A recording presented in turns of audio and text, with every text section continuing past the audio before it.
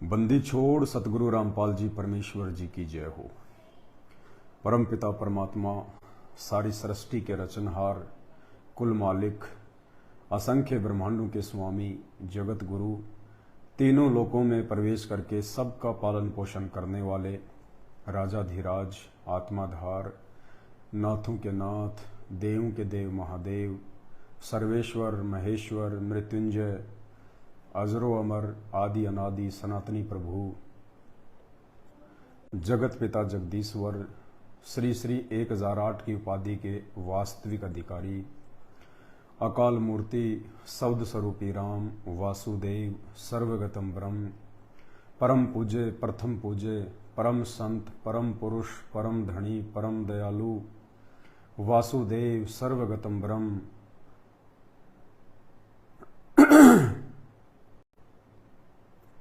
जगत के तारणहार, जगत के मुक्तिदाता, जगत के जगन्नाथ, हारे के सहारे, सत्य कबीर, हक्का कबीर, अल्लाहु कबीर, अल्लाह ताला, हिंदुओं के राम, आदि राम, भगवान, प्रभु, देव, महादेव, मुसलमानों के अल्लाह, नबी, ईसाइयों के मसीह, सिखों के वाहिगुरु, दया के सागर, दया निधि, करुणा के सागर, करुणा निधि, सब संतों के सिरमौर, सब पदवियों के एकमात्र सर्वश्रेष्ठ पदाधिकारी, असली लीलाधर, असली मर्यादा पुरुषोत्तम, संत श्रोमणी सतगुरु रामपाल जी परमेश्वर जी के चरण कमल में मुझ पवन दास का अनंत कोटि दंडवत प्रणाम। एक भाई ने सवाल किया कि ये 1008 क्या होता है।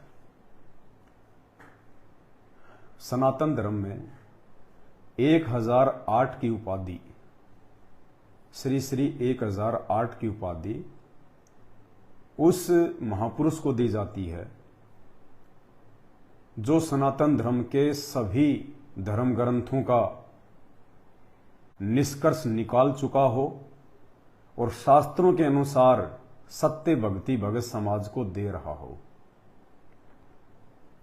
यानी चारों वेद, गीता जी, 18 पुराण और जितने भी संत महंत महात्मा हुए हैं आज से पहले, और उन्होंने जितने भी अपने भक्ति अनुभव के ग्रंथ और शास्त्र लिखे हैं, जो परम संत सनातन धर्म के मुख्य शास्त्रों के साथ साथ उन ऋषि मुनियों के पर्सनल भक्ति अनुभव आधार से लिखे गए शास्त्रों को भी जो भगत समाज को बता दे, पढ़ा दे, उनका वास्तविक अर्थ बता दे, सनातन धर्म में ऐसे महापुरुष को 1008 की उपाधि दी जाती है।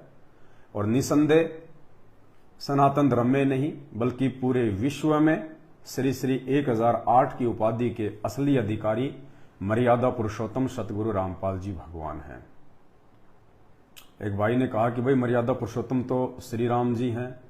श्री राम जी मर्यादा पुरुषोत्तम नहीं थे। दशरथ पुत्र श्री राम मर्यादा पुरुषोत्तम नहीं थे। उन्होंने किसी मर्यादा का कोई पालन नहीं किया। ये आप संत रामपाल जी के सत्संग सुनिए, आपको पता चल जाएगा। इस गंदे लोक में आके, इस मृत्यु लोक में आके परमेश्वर के अलावा दूसरा कोई भी प्राणी मर्यादा में रह ही नहीं सकता। यहां मर्यादा है ही नहीं, यहां तो जन्म से ही मर्यादा टूटनी शुरू हो जाती है। तो एकमात्र असली मर्यादा पुरुषोत्तम जो सौपन में भी किसी मर्यादा को नहीं तोड़ सकते, जो सारी लीलाएं बखूबी निभाते हैं, केवल पूर्ण परमात्मा कबीर साहब। और वो कबीर परमात्मा वर्तमान में संत रामपाल जी के रूप में धरती पे प्रकट हैं।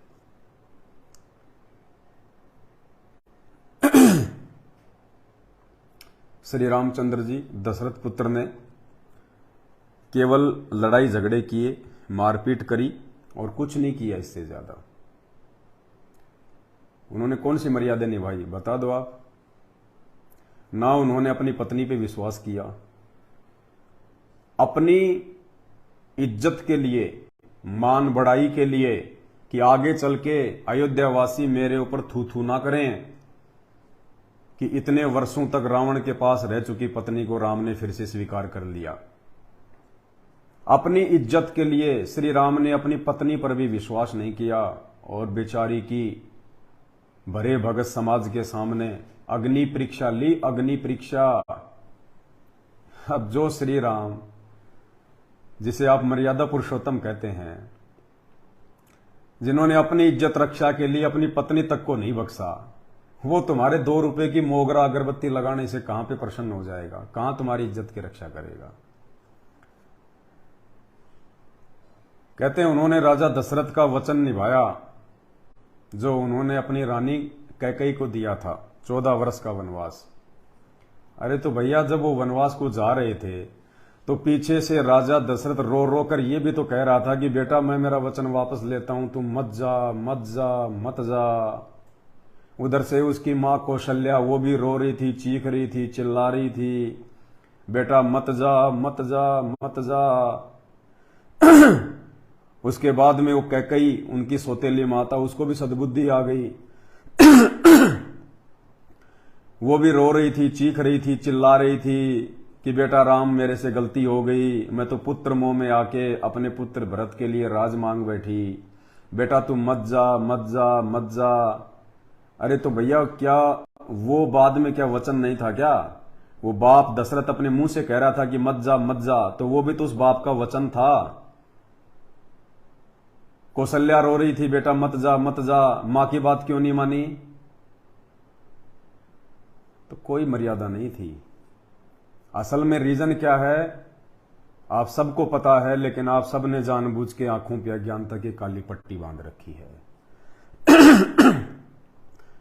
असल रीजन था श्री राम जी का अपना कर्म भोगना, क्योंकि ये जितने भी अवतार हैं और ब्रह्मा विष्णु महेश, ये सब जीव हैं। आप और हमारी तरह एक सामान्य प्राणी है, सामान्य इंसान है, आत्मा है। ये परमात्मा नहीं है, ये सब परमात्मा की आत्माएं हैं। ये तो खाली उन पदवियों पे बैठी हुई है। जैसे एक आदमी है वो गरीब है, एक आदमी देश का राष्ट्रपति है। अब दोनों आदमियों में कितना अंतर हो गया। गरीब की तो कोई बात भी नहीं मानता, राष्ट्रपति के आगे बड़े बड़े आईएएस अधिकारी सैल्यूट मारते हैं दोनों इंसान ही। तो ऐसे ही ब्रह्मा विष्णु महेश भी इंसान हैं, व्यक्ति हैं, जीव संज्ञा में है, आत्मा है। आप और हम भी जीव हैं, इंसान हैं, व्यक्ति हैं, आम संज्ञा में है। लेकिन हमारे पास वर्तमान में पूर्व जन्म की भक्ति कमाई इतनी नहीं है और उनके पास में उनकी पूर्व जन्म की भक्ति कमाई थी। ये भक्ति कमाई हमारे पास में भी रह चुकी है, बहुत बार रह चुकी है, असंख्य बार। आप और हम जितने भी प्राणी आप देख रहे हो संसार में, जितने भी 8.5 अरब की जनसंख्या है उसको तो छोड़िए, जितने भी पशु पक्षी, चींटी, मक्खी, मच्छर, ये सब ब्रह्मा विष्णु महेश रह चुके हैं। ये सब बड़े बड़े राष्ट्रपति, प्रधानमंत्री, राजा रह चुके हैं। ये सभी के सभी लोग देव उपाधि प्राप्त कर चुके हैं।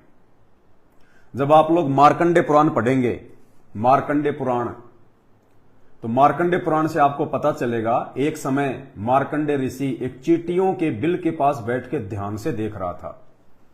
इतने में वहां पे देवताओं का राजा इंद्र आ जाता है और इंद्र कहता है कि हे ऋषिराज आप ये क्या देख रहे हो चींटियों को? तो मार्कंडे ऋषि ने कहा कि इंद्र मैं ये देख रहा हूं कि इनमें से कौन सी चींटी कितनी बार इंद्र की पदवी पर रह चुकी है। तो इंद्र को बड़ा आश्चर्य हुआ कि महाराज चींटी भी इंद्र की पदवी पे? बोले हां, और देख जिस चींटी को मैं देख रहा हूं ना, ये केवल एक बार इंद्र की पदवी पे रही है और बाकी ये जो चींटियां हैं ना, ये तो हजारों लाखों बार इंद्र की पदवी पे रह चुकी हैं। तो इंद्र की तो आंखें फटी की फटी रह गई। फिर मार्कंडे ने उसको समझाया कि भाई 84 लाख योनियां भोगने के बाद एक मानव शरीर मिलता है और उस मानव शरीर में जो जैसी भक्ति करता है, अगर पूर्ण संत, तत्वदर्शी संत की शरण में आके भक्ति करता है, उसका तो सदा सदा के लिए जन्म मरण से छुटकारा मिट जाता है। वो तो इंद्र तेरे से भी असंख्य गुणा ज्यादा सुख भोगने के लिए, यहां के ब्रह्मा विष्णु महेश से भी लाखों गुणा ज्यादा सुख भोगने के लिए उस पूर्ण मुक्ति धाम सतलोक में चला जाता है, सचखंड में चला जाता है, जिसकी महिमा नानक जी ने गाई। और भाई जो पूर्ण गुरु की शरण नहीं लेता है, जो आधे अधूरे गुरुओं की शरण में रह के अपना जीवन बर्बाद कर देता है, वो फिर यहां पे कभी इंद्र की पदवी भोगेगा, कभी ब्रह्मा विष्णु महेश की पदवी भोगेगा, कभी राम बनेगा, कभी रावण बनेगा, कभी श्री कृष्ण बनेगा, तो कभी वो जो है कंस बनेगा, और फिर 84 लाख योनियों में जाएगा। तो भाई और बहनों, मर्यादा पुरुषोत्तम श्री रामचंद्र जी नहीं थे। ये आप हिंदू भाई बहनों की बहुत बड़ी गलतफहमी है, और ये गलतफहमी आप लोगों की उस समय तक दूर नहीं होगी जब तक आप असली मर्यादा पुरुषोत्तम परम पूज्य सतगुरु रामपाल जी भगवान के अमृत वचन सत्संग सुनना शुरू नहीं करेंगे। बिल्कुल सत्य है ये। आप लोगों को तो ये भी नहीं पता कि रावण का वध किसने किया था, कुछ नहीं पता आप लोगों को। राम ने मारा, कुछ नहीं पता। रावण को मारने की औकात दशरथ पुत्र श्री रामचंद्र में नहीं थी। ये तुम्हारे नकली धर्मगुरु सारे के सारे भूल में बैठे हैं। रावण को मारने की औकात श्री रामचंद्र जी में नहीं थी। मारता हुआ दिखाई जरूर रामचंद्र दे रहा था, लेकिन असल में मारा किसको था? मारा किसने था? कबीर परमात्मा ने। रावण को तो 6 महीने हो गए थे, 6 महीने, जब विभीषण ने उसको बता दिया था कि इसकी नाभि में अमृत कुंड है, और जब तक आप इसकी नाभि को निशाना नहीं बनाओगे ये नहीं मर सकता। तो विभीषण के ये बात बताने के बावजूद 6 महीने तक श्री रामचंद्र जी निशाना लगाता रहा रावण की नाभि पे, वो निशाना नहीं लगा पाया। 6 महीने के बाद में दशरथ पुत्र श्री रामचंद्र जी ने रो रो के अपनी आत्मा से उस परमात्मा से प्रार्थना की और कहा कि हे परमात्मा, हे परवरदिगार, मुझदास की जो है रक्षा करो, परमात्मा मेहर करो। ये तो बड़ा भयंकर राक्षस है, ये तो मर ही नहीं रहा। रामचंद्र जी ने रो रो के साइड में जाके आंसू बहा बहा के परमपिता परमात्मा से प्रार्थना की। अब रामचंद्र जी को यह नहीं पता कि कौन परमपिता परमात्मा है, भगवान कौन है। लेकिन जब आत्मा रोती है, आत्मा चाहे राम की रो, चाहे श्री कृष्ण की रो, चाहे हजरत मोहम्मद की रो, चाहे ईसा मसीह की रो, चाहे जानवरों की रो, चाहे किसी पशु और पक्षी की रो, जब आत्मा रोती है तो पुकार परमात्मा सुनता है। कैसे? जैसे महाभारत का युद्ध हो रहा था, दोनों तरफ सेनाएं आमने सामने, और उस समय उस क्षेत्र में एक टटेरी नामक पक्षी ने अपने अंडे दे रखे थे, और जब उसने देखा कि यहां तो भाई भयंकर युद्ध होने वाला है, दोनों तरफ सेनाएं खड़ी हैं, मेरे बच्चे तो मारे जाएंगे, मेरे अंडे तो फूट जाएंगे, तो ये तो आप सबको पता है। उस टटेरी पक्षी ने अपनी अंतरात्मा से पुकार करी थी कि हे परमपिता परमात्मा, हे सारी सृष्टि के रचनहार, हे मालिक। वो तो नाम भी नहीं जानती थी कौन है परमात्मा, क्या नाम है उस परमात्मा का, लेकिन आत्मा ने पुकार करी। जब आत्मा पुकारती है, जब आत्मा रोती है, तब वो परमात्मा जिसने सभी आत्माओं को जन्म दिया है, वो कबीर परमात्मा जो आज साक्षात संत रामपाल जी के रूप में धरती पे प्रकट है, उस कबीर परमात्मा संत रामपाल जी ने उस टटेरी पक्षी की पुकार सुनी, और फिर इंद्र के हाथी का घंटा तोड़ के, इंद्र का हाथी है ना ऐरावत, उसके गले में जो घंटी लटकी रहती है, पता है उसका कितना वजन है? 88,000 मण। एक मण में 40 किलो होते हैं। 88,000 मण की वो घंटी इंद्र की टूटी और टटेरी पक्षी के अंडों पे आके उसको ढक लिया। पूरा महाभारत का युद्ध हो गया। युद्ध होने के बाद में लोगों की नजर पड़ी उस घंटे पे कि यार ये क्या है। तब लोगों ने मिलके उसको उल्टा तो देखा उसके नीचे तो टटेरी पक्षी और उसके अंडे बिल्कुल शांति से बैठे हैं। तो इसी प्रकार परमात्मा आत्मा की पुकार सुनता है, और परमात्मा केवल एक है पूरे विश्व में, पूरी सृष्टि में। परमात्मा 2-4 नहीं होते, बाकी सब उनकी आत्मा है, चाहे हिंदू हो, मुसलमान हो, सिख हो, ईसाई हो, राम हो, कृष्ण हो, ईसा मसीह हो, परशुराम हो, कोई भी हो, चाहे हजरत मोहम्मद हो, कोई भी हो, जितने भी पीर पैगंबर कुतुब ओलिया सुर नर मुनि जन ज्ञानी जितने भी हैं, सब ये आत्माएं हैं। ये अपनी अपनी भक्ति से थोड़े समय के लिए हमारे को भगवान जैसे दिखाई देने लग जाते हैं, बस इतना ही है। बाकी सब जीव हैं, इनकी कोई औकात नहीं है। जैसे एक व्यक्ति मुख्यमंत्री बन जाता है लोगों से वोट लेके, और 5 साल बाद जब वो हार जाता है तो शादी में खाना खाने के लिए 2 आदमियों के साथ में मैरिज मैरिज गार्डन में घूमता हुआ नजर आएगा आपको, जिसके पीछे पहले पुलिस फोर्स और कमांडो रहा करते थे। जब वो मुख्यमंत्री की पदवी पे नहीं रहता है तो मैरिज गार्डन में 2-4 आदमियों के साथ में वहां पे वो समोसे कचौरी खाता हुआ दिखाई देगा। उस समय कोई उसके आगे हाथ नहीं जोड़ता। तो इसी प्रकार भाई और बहनों, जो प्राणी मानव शरीर में जैसी भक्ति करता है, मरने के बाद उस आधार से उसको ये पदवियां मिल जाती हैं। ब्रह्मा विष्णु महेश की, देवी देवताओं की ये पदवी है, ये पद हैं, ये स्थायी नहीं है। आत्माएं चेंज होती रहती हैं। तो श्री रामचंद्र ने, उनकी आत्मा ने पुकार करी थी हृदय से रो रो के कि हे परमात्मा, हे मेरे मालिक, हे आत्मा के साथी, ये तो बड़ा भयंकर राक्षस है, 6 महीने से नहीं मर रहा, मेरी दया करो, रक्षा करो। तब वो कबीर परमात्मा सतगुरु रामपाल जी भगवान ने, जो आज धरती पे प्रकट हैं, उस कबीर परमात्मा ने राम रूप बना के, और रामचंद्र जी को तो कहीं साइड में सैनिकों में खड़ा कर दिया, अदृश्य कर दिया। राम तो दिखाई भी नहीं दे रहा था।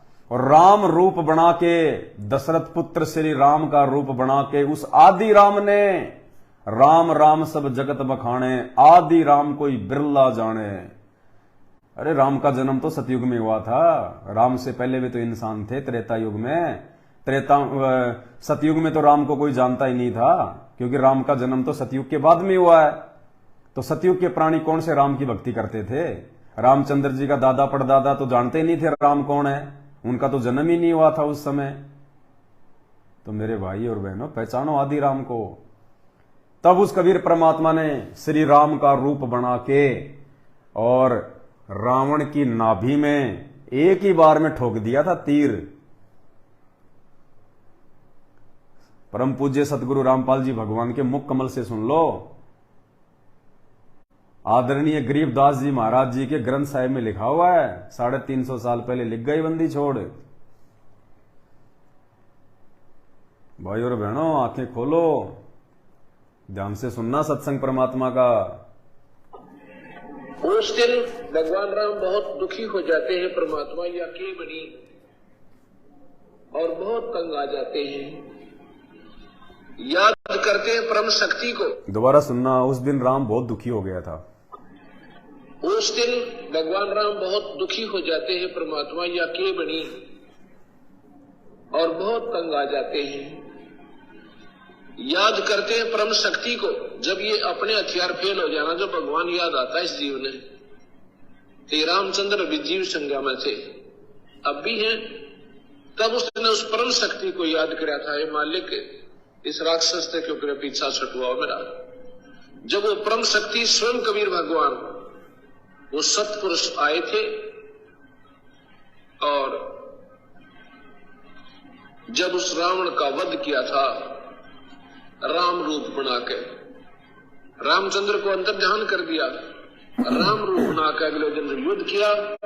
जब उसकी सुंडी में तीर मारा, हालांकि विभीषण ने बता रखा था कि इसकी नाभि में अमृत है। भगवान रामचंद्र जी ने रावण के यहां से यहां तीर मार के और उसके 10 बार सिर काट दिए, 10 बार फिर वापस उग गए थे। अब राम बोला, वो बड़ा राक्षसी तक कभी मरता है कोई ना।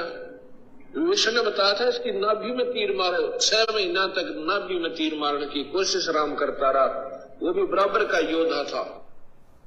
एक भाई कह रहा है कि राम रावण युद्ध मात्र 18 दिन चला था, और तू कह रहा है कि 6 महीने तक तो नाभि में तीर ही मारता रहा।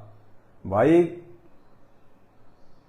शास्त्रों को लेके जानकारी आपकी कमजोर है, हमारी कमजोर नहीं है। मैं कहूं तो झूठ हो सकता है, क्योंकि मैं तो जीव हूं राम और श्री कृष्ण की तरह। लेकिन ये सभी आत्माओं का पिता परमात्मा संत रामपाल जी कह रहे हैं 6 महीने तक तीर मारता रहा था, 6 महीने तक। और संत रामपाल जी का वचन फैल करने वाला माई का लाल पूरी दुनिया में, पूरी सृष्टि में, पूरी कायनात में अभी तक तो कोई पैदा नहीं हुआ, और ना पैदा होने वाला, जो संत रामपाल जी के मुख से निकले वचन को फैल कर दे। कोई माई का लाल पैदा नहीं है। तो संत रामपाल जी, ये पूर्ण परमात्मा, सबका बाप, सभी आत्माओं का जनक, राम और कृष्ण भी इसी के बेटे हैं, इसी की आत्मा है। ईसा मसीह, हजरत मोहम्मद भी इसी कबीर परमात्मा संत रामपाल जी के बेटे हैं, इन्हीं की आत्मा है। ये 8.5 अरब की जनसंख्या, अनगणित 84 लाख प्राणी, 84 लाख योनियों के प्राणी इसी संत रामपाल जी के बेटा बेटी हैं, इन्हीं की आत्मा है। और ये सबका बाप, ये सबका इतिहास जानता है।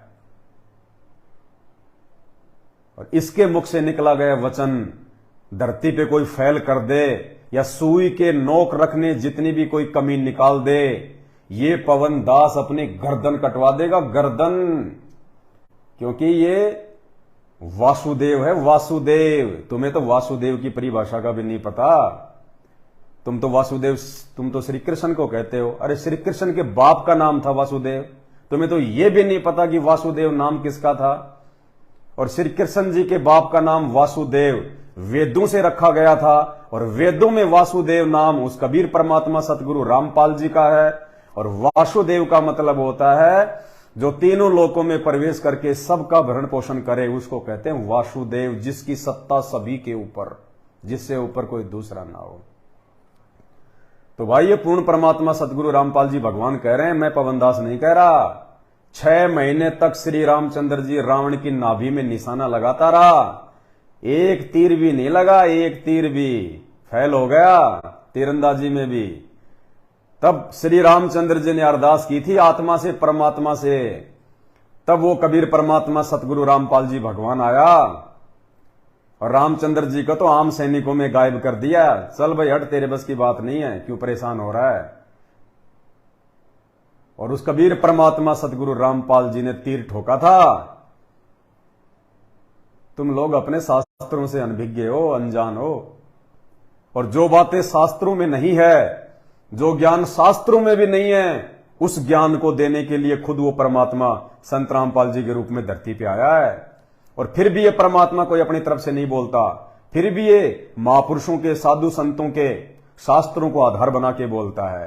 तो ये बात जो संत रामपाल जी बोल रहे हैं ना, ये आदरणीय गरीबदास जी महाराज, गांव छुड़ानी, जिला झज्जर, हरियाणा, बिल्कुल अनपढ़ थे, अक्षर ज्ञान नहीं था उनको, और 24,000 वाणियों का वो ग्रंथ लिख के गए थे। और उनके उस ग्रंथ में दुनिया की सभी भाषाओं का समावेश है, चाहे एक ही छोटा सा सेंटेंस क्यों ना हो, दुनिया की सभी भाषाओं का समावेश है।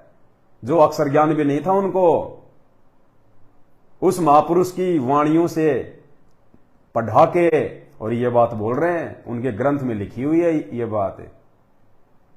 अब तुम्हें क्या पता, कहते हो अपने आप को सनातनी, कहते हो अपने आप को हिंदू। 90% हिंदुओं ने जो अपने आप को सनातनी कहते हैं, वेदों की शक्ल भी नहीं देखी आज तक जन्म लेने के बाद। गीता जी लाके जरूर 5-10% लोगों ने अपने घर पे रख दी होगी, लेकिन खोल के नहीं देखी। अगरबत्ती धूप बत्ती का मैल जमा हुआ उनके ऊपर। दिवाली का समय आता है जब उसकी साफ सफाई करके फिर वापस लाल कपड़े में लपेट के रख देते हैं। अरे पढ़ो उनको, और ऐसे पढ़ने से भी समझ में नहीं आएगी। पढ़ पढ़ के शंकराचार्य मर गए, पढ़ पढ़ के 1008 की उपाधि के ऋषि महात्मा जो है वो मर गए। ये साधु संत महात्मा बड़ा बड़ा के दाढ़ी सफेद हो गई इनकी, ये आज तक उन शास्त्रों के एक भी शब्द का निष्कर्ष निकाल के समाज को नहीं दे पाए। संस्कृत को पढ़ लेने से शास्त्र समझ में नहीं आते। संस्कृत भाषा का ज्ञान अलग होता है और शास्त्रों के मर्म को समझना अलग बात होती है। तो शास्त्रों के मर्म को या तो वो तत्वदर्शी संत आके समझाता है, या उस तत्वदर्शी संत की शरण में आने के बाद में उनके भगत समझ सकते हैं। तो ये संत रामपाल जी भगवान उस पूर्ण परमात्मा के वचन है। शुरू से सुनो दोबारा। उस दिन भगवान राम बहुत दुखी हो जाते हैं, परमात्मा या के बनी, और बहुत तंग आ जाते हैं। याद करते हैं परम शक्ति को। जब ये अपने हथियार फेल हो जाना, जो भगवान याद आता है इस जीव ने। श्री रामचंद्र भी जीव संज्ञा में थे, अब भी हैं। तब उसने उस परम शक्ति को याद किया था, हे मालिक, इस राक्षस से क्यों करे पीछा छुटवाओ मेरा। जब वो परम शक्ति स्वयं कबीर भगवान, वो सत्पुरुष आए थे, और जब उस रावण का वध किया था राम रूप बना के, रामचंद्र को अंतर्ध्यान कर दिया, राम रूप बना के अगले दिन युद्ध किया। जब उसकी सुंडी में तीर मारा, हालांकि विभीषण ने बता रखा था कि इसकी नाभि में अमृत है। भगवान रामचंद्र जी ने रावण के यहां से यहां तीर मार के और उसके 10 बार सिर काट दिए, 10 बार फिर वापस उग गए थे। अब राम बोला वो बड़ा राक्षसी तक कभी मरता है को ना। विष्णु ने बताया था इसकी नाभि में तीर मारे, 6 महीना तक नाभि में तीर मारने की कोशिश राम करता रहा। वो भी बराबर का योद्धा था, सारे तीर काट देता था। उस दिन तक कति रो पड़ा रामचंद्र जी है भगवान क्यों करे पीछा छुपवा मेरा। जब वो परम शक्ति आते हैं कबीर भगवान और अगले दिन युद्ध करते हैं, राम को अंतर ध्यान कर देते हैं। उसने बेरा भी कोई ना कित पड़ा है, उनका स्वरूप बदल देते हैं। कोई और सैनिक नजर आ रहा, फिर आप उसके रावण का वध करके और राम को शाबाशी दे देते हैं। अब ये है अंतिम सत्र की बातें, ये हमारी बुद्धि अनजान आदमी की स्वीकार नहीं करे और बुद्धिमान की तो करी पड़ी है कभी। तो इस प्रकार उस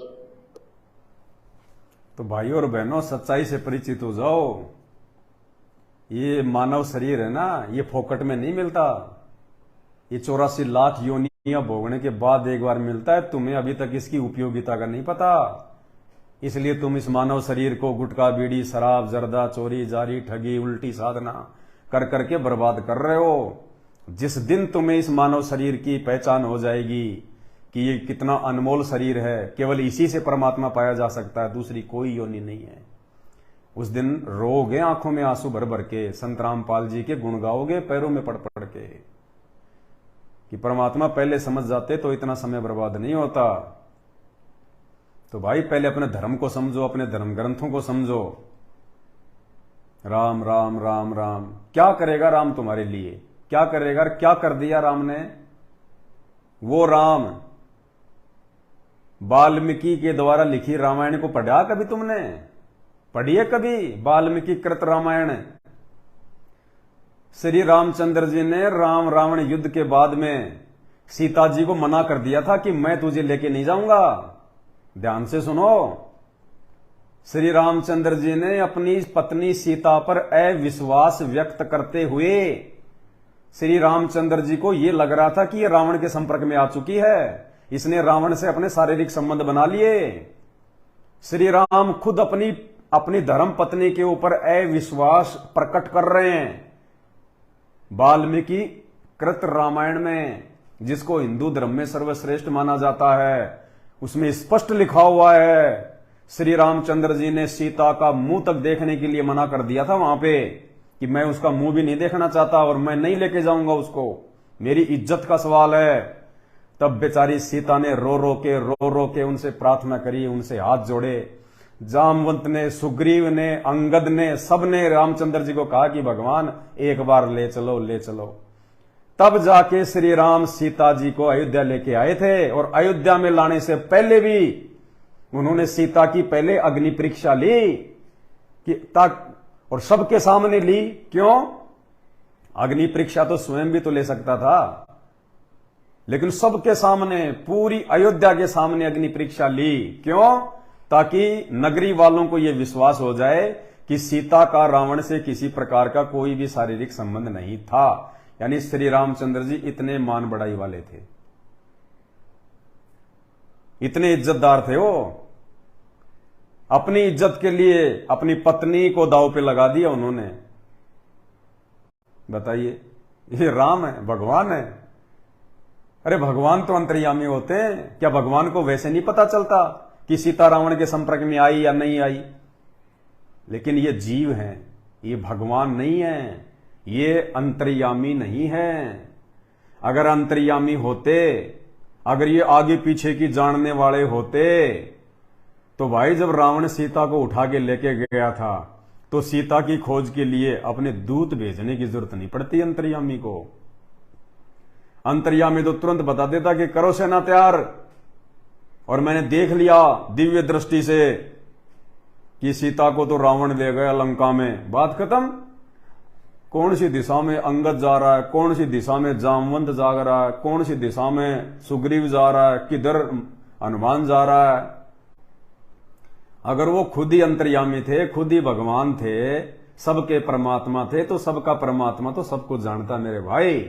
वो तो जमीन पे बैठा बैठा पाताल में बता देगा। अरे आजकल तो ऐसे ऐसे वैज्ञानिक मशीनरी आ गई। आजकल सिंचाई विभाग में ऐसे ऐसे लोग हैं, उन्होंने ऐसी ऐसी मशीन बना रखी है, वो किसी भी जमीन पे जाके नाप जोल करके एक मशीन से लंबा सा तार खींच के वो ये बता देते हैं कि जमीन में यहां पे पानी है, यहां पे पानी नहीं है। आजकल गांव में लोग जो ट्यूबवेल लगवाते हैं ना, पहले वो मतलब चेक करवाते हैं मशीन से, और सिंचाई विभाग के कुछ लोग आते हैं और वो लोग अपना तार वार डाल के और वो चेक कर देते हैं कि यहां पे पानी है, यहां पे पानी नहीं है, यहां लगाओ बोरवेल। अरे जब इंसान ही बता रहा कि जमीन के नीचे कहां पानी है और कहां पानी नहीं है, और जिसको तुम राम कहते हो, भगवान कहते हो, परमात्मा कहते हो, उनको तो धरती के ऊपर ही नहीं पता कि मेरी सीता कहां गई, मेरी सीता को कौन ले गया। बच्चों की तरह पेड़ों से लिपट लिपट के वो पेड़ बता देगा। अरे पेड़ बता देगा क्या मेरी सीता को कौन ले गया? क्या इतनी भी बुद्धि नहीं थी श्री रामचंद्र जी में? पेड़ों से लिपट के आए मेरी सीते कहां गई, क्या तुमने देखा? मृगों से लिपट लिपट के बता रहे हैं। बताओ, मृग हिरणों के लिपट लिपट के रो रहे हैं, वो हिरण बता देगा क्या कि तेरी सीता कहां गई? और हिरण क्यों बताएगा? हिरण क्यों बताएगा भाई? हिरण को मारने के चक्कर में तो राम सीता को उठा ले गया, तो हिरण क्यों बताएंगे? बताइए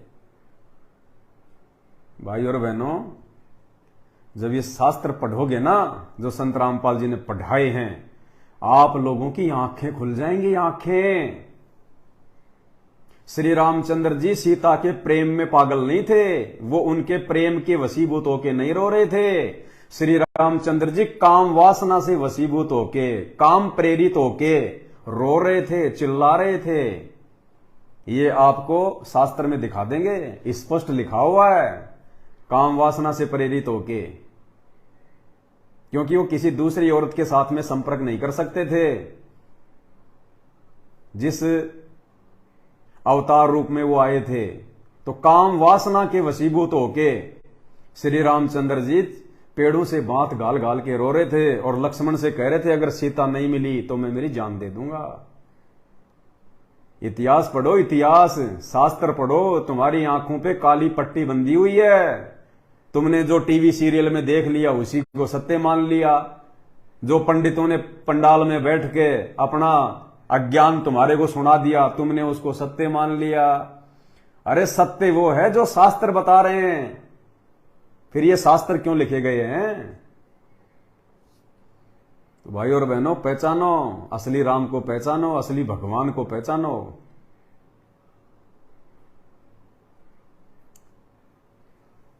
अब क्या बताएं तुम्हें।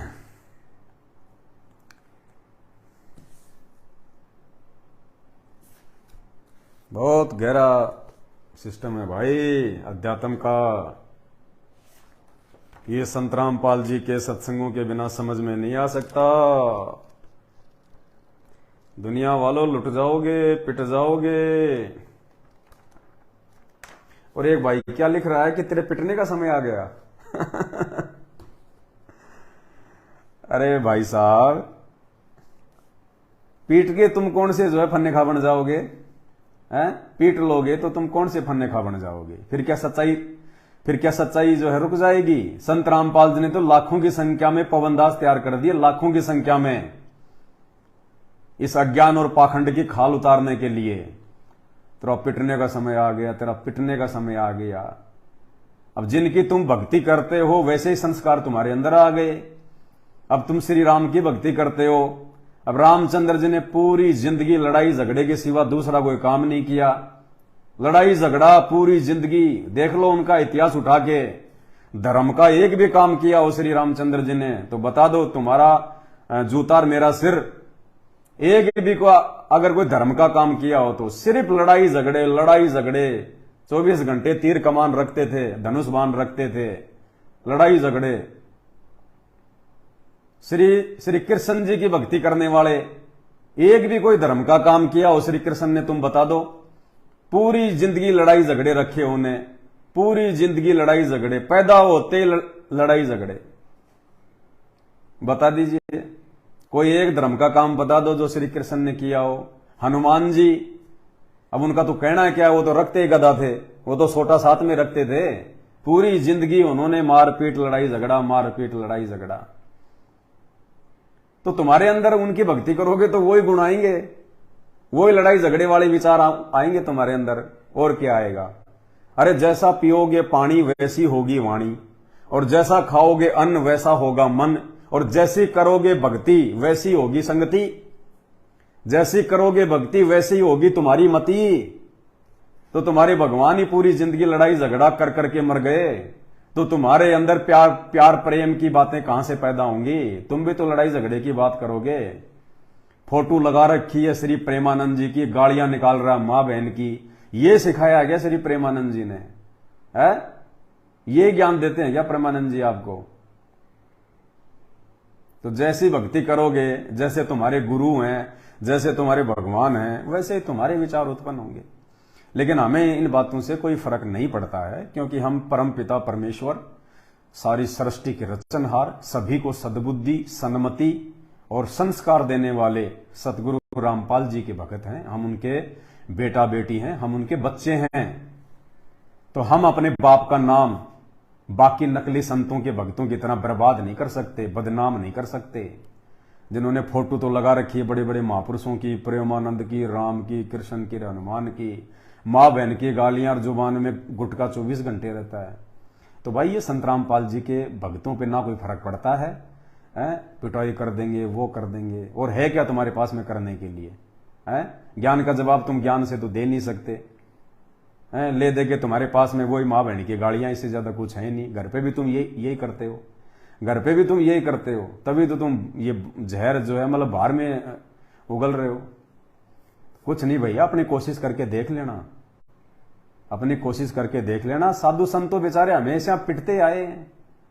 अरे साधु संत तो बेचारे हमेशा जो है वो पिटते आए हैं, क्योंकि सच्चाई कहने वाला इस काल के लोक में कहां से बेचारा सुखी हो जाएगा, है भाई। यमराज अच्छे से खातिरदारी करेगा तेरी। हाँ, यमराज तो तेरा रिश्तेदार है ना, जो तेरी बात मानेगा तुरंत खातिरदारी करेगा तेरी। शकल भी देखी है यमराज की, है? ऐसे बोल रहा जैसे यमराज बिल्कुल इसका खास रिश्तेदार है। फोन कर देगा यमराज को। हमारा यमराज से क्या लेना देना? अरे हमारा यमराज से क्या लेना देना? धर्मराज और हमारा तो कोई लेखा जोखा ही नहीं है। हम तो वो भक्ति कर रहे हैं, हम तो उस महापुरुष की भक्ति कर रहे हैं जिसके ऊपर यमराज है, जो यमराज के भी ऊपर है। हम तो उस महापुरुष की भक्ति कर रहे हैं। यमराज भी हाथ जोड़ता है संत रामपाल जी के आगे। वो यमराज जिसकी तुम बात कर रहे हो, यमराज हाथ जोड़ता है यूं कि ये भगवान, गलती से आपका कोई भगत हमारे पास में आ जाए, ये परमात्मा दया करना कोई ऐसा ना हो जाए कभी। संत रामपाल जी ने यमराज को फटकार मार रखी है, टाइट कर रखा उसको कि खबरदार अगर मेरे किसी भगत का लेखा जोखा तूने कर लिया तो यमराज धर्मराज तो संत रामपाल जी से यूं कांपते हैं, थर थर थर थर। तुम्हारे गुरु कभी ये बात बोल सकते हैं क्या, जो बात संत रामपाल जी बोल रहे हैं अपने मुख कमल से? बोल सकते हैं कभी? सुनिए क्या कह रहे हैं संत रामपाल जी यमराज और धर्मराज के बारे में। कबीर परमात्मा के भगत के बारे में आपको सत्संग में बहुत बार बताया है। कबीर परमेश्वर की जो सत भक्ति जो करता है, उसके निकट काल के दूत, यम के दूत तो बहुत दूर की बात है, यमराज नहीं आ सकता और धर्मराज नहीं आ सकता। आए हैं सो जावेंगे ये राजा रंग फकीर, एक सिंहासन चढ़ चलो एक बंदे जात जंजीरे। तो भाई संत रामपाल जी के भगत को तो धर्मराज हाथ नहीं लगा सकता और यमराज हाथ नहीं लगा सकता। कौन से भगत को? जो मर्यादा में रह के संत रामपाल जी को भगवान मान के भक्ति करेगा, और वो नहीं जो संत रामपाल जी के रहते सहते वो कबीर जी की कागज की दाढ़ी मूछ वाली फोटो को भगवान मान के और 8 सितंबर को अपने गुरु जी का जन्मदिन अवतरण दिवस मनाने वाला नहीं। उसको तो यमराज के दूत ही ठोकेंगे भयंकर। तो मर्यादित भगत को धर्मराज और यमराज हाथ नहीं लगा सकता। बाकी तुम्हारी गाड़ियों से हमें कोई फर्क नहीं पड़ता। परमात्मा कहते हैं, कोई कहे जग जो नार करी और कोई कहे महोछारे, बड़े बड़ाई किया करें गाड़ी काटे ओछारे। ओछा यानी नीच आदमी, छोटी सोच का आदमी, घटिया आदमी, ऐसे आदमी गालियां निकाला करते हैं।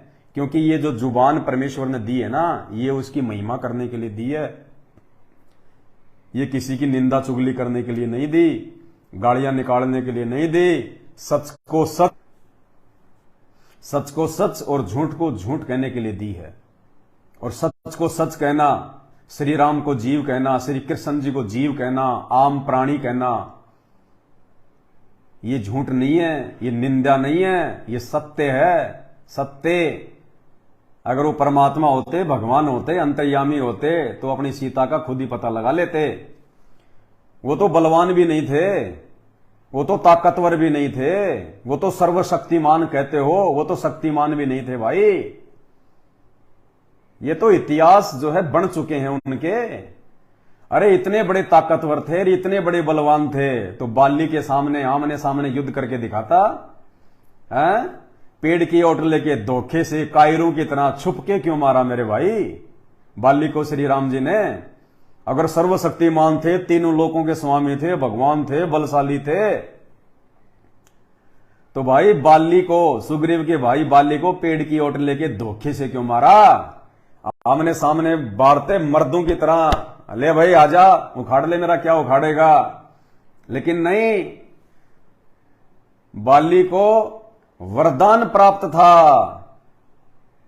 क्या वरदान प्राप्त था? कि बाली, तीनों लोकों में तेरे सामने यदि कोई आकर युद्ध करेगा, लड़ाई करेगा, तो वो जीत नहीं पाएगा। सामने वाले की आदि शक्ति बाली के अंदर आ जाती थी।